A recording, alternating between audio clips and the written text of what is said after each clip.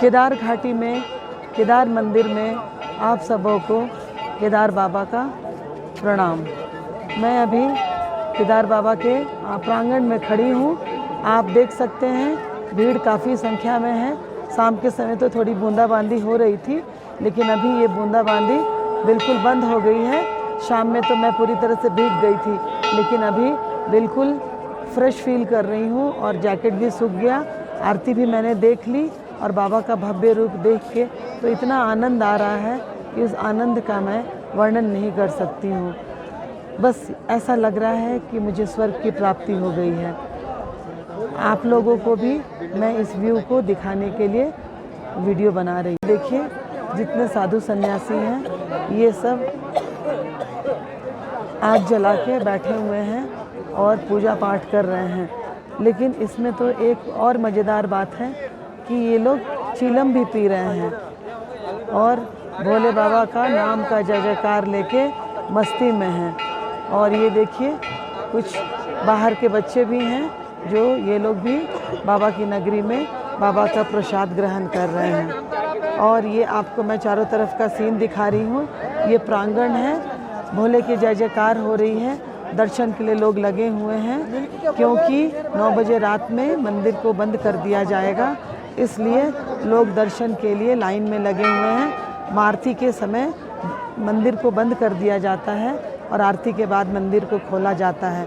मैंने भी मंदिर का दर्शन कर लिया और मैं तृप्त हो गई।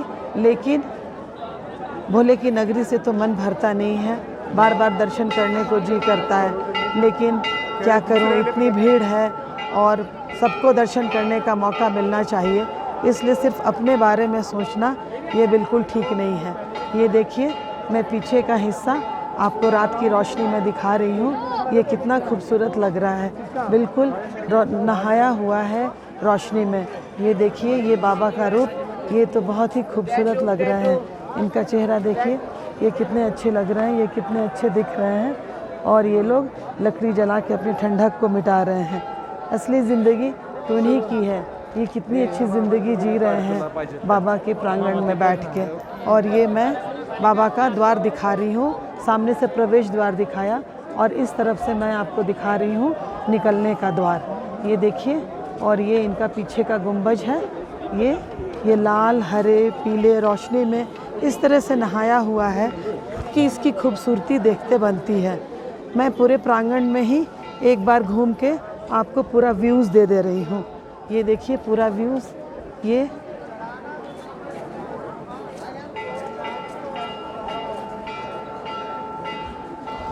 थोड़े ऊपर जाऊंगी तो आपको और भी क्लियर पता चलेगा।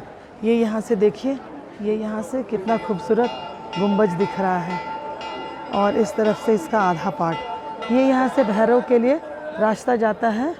कहा जाता है कि अगर आप केदार घाटी आए हैं और भैरव नाथ का दर्शन नहीं करते हैं तो उस यात्रा को अधूरी मानी जाती है।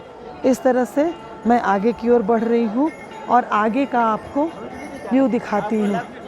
ये अब मैं बैक साइड में जा रही हूँ। बैक साइड में भी इसी तरह से लोग अपने रहने के लिए टेंट पंडाल बना के रखे हुए हैं और कुछ पुराने ज़माने की मूर्तियाँ भी यहाँ रखी हुई हैं।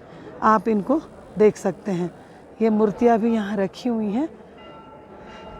ये जो है ईश्वर के रूप के अवशेष हैं जो कि लगता है कि आपदा में बह के टूट गए थे और इनको यहाँ सुरक्षित रख के इनकी पूजा की जा रही है।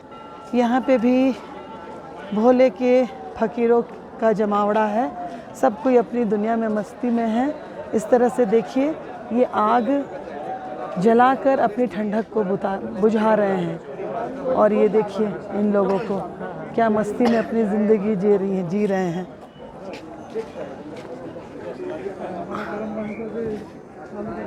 ये आपको मैं देख रही हूँ पूरी गुंबज। अब मैं आगे की ओर बढ़ रही हूँ और आपको भीमशिला का दर्शन करवाती हूँ। ये भीमशिला पर्वत जो है, ये इसमें खास बात यह है कि ये भीमशिला पर्वत 2013 के आपदा में ऊपर से गिरा मंदाकिनी के पानी के साथ और बिल्कुल मंदिर के सामने आ गया। और मंदिर के सामने आने के बाद वहाँ से पानी का स्रोत 2 भाग में बट गया और 2 भाग में बटने के बाद हमारा जो मंदिर है बिल्कुल सुरक्षित रहा।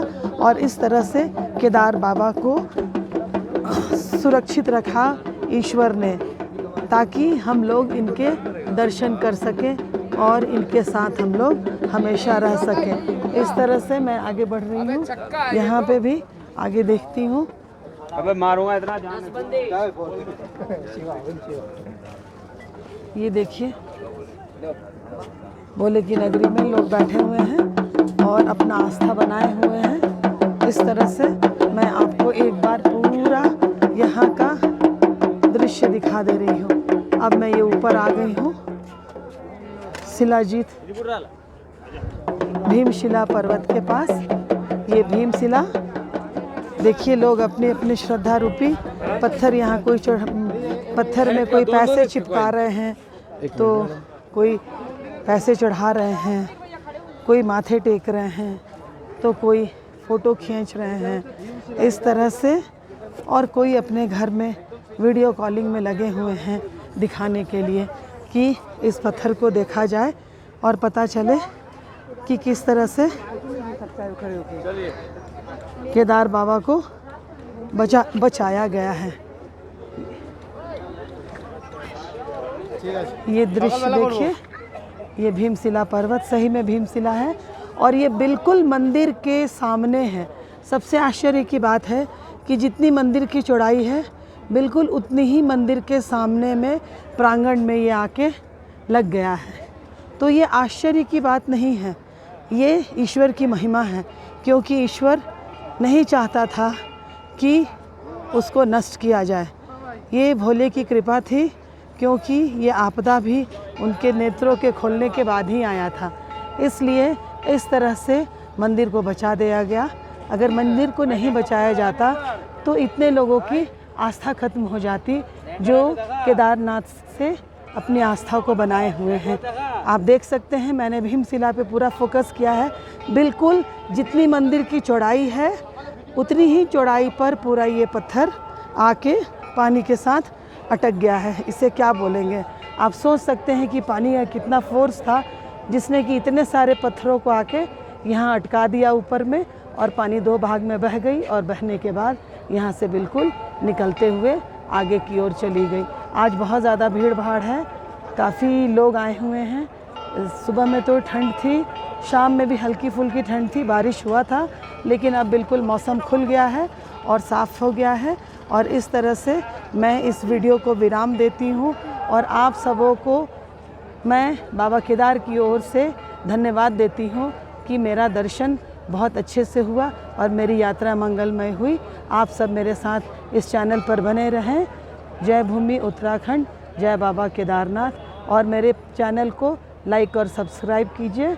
मैं हमेशा आपके साथ बनी रहूँगी और इस तरह के वीडियो को आप लोगों को दिखाते रहूँगी।